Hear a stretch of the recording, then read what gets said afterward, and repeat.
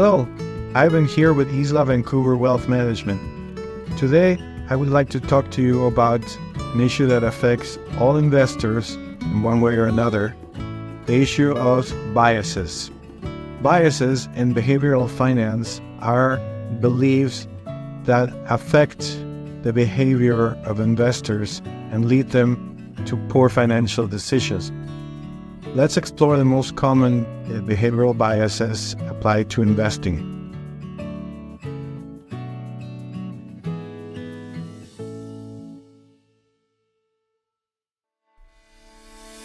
Let's look at this great piece provided by my friends at SCI to understand behavioral biases better.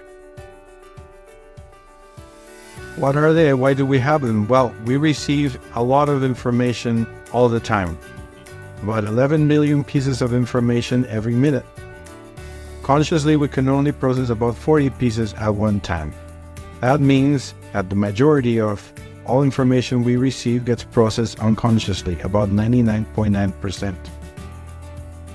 There will always be events that cause the markets to move up or down, and it's easy to overreact or have a short-term mentality in relation to these events. It is important to look at the big picture and think logically. There are things that we can control and things that we cannot control. What you can control is your goals, your behavior in response to market events, your decision-making process, your engagement with your financial advisor, and your financial plan, and your spending and saving patterns. What you cannot control is what the market does, the ups and downs, the interest rates, housing market trends, geopolitical events, or corporate earnings. So some possible biases that you may have faced include thinking too much in a short-term kind of way, and worrying about short-term market movements, investing in what's most familiar or what you've always done, and worrying about what others are doing with their portfolios.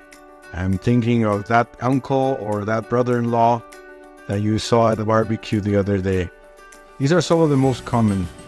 Loss aversion, when you're more sensitive to losses than to gains, could lead you to invest in a more conservative investment than your risk tolerance or your goals or your risk capacity warrant.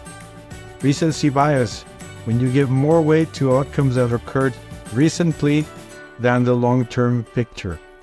This could lead you to stay out of the market due to a false belief that recent conditions are more common or prevalent than what history indicates.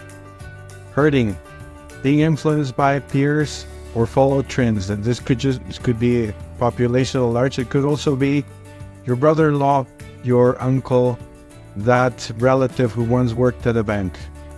It could cause you to buy at the wrong times or buy the wrong investments. Familiarity bias, tendency to invest in what you know.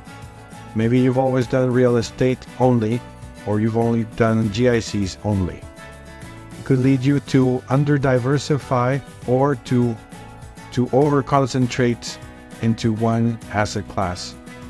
Mental accounting, applying different subjective values to the same amount of money based on its origin or intended purpose.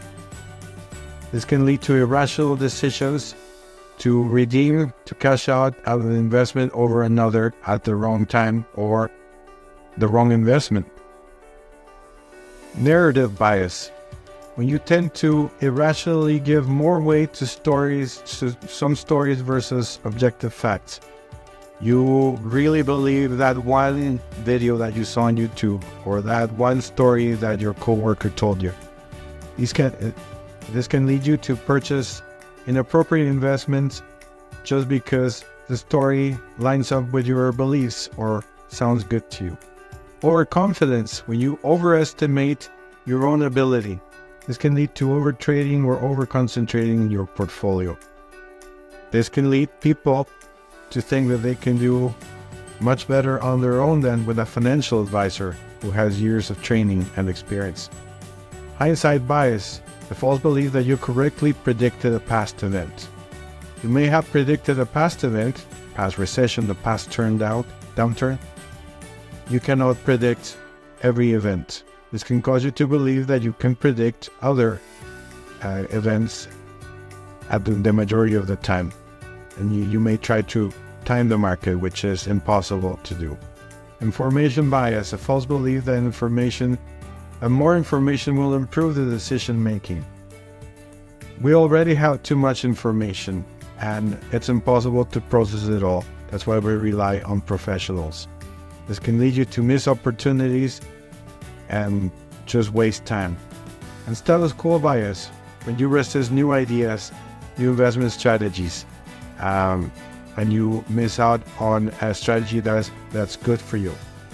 So talk to your financial advisor, subscribe, and invest happily.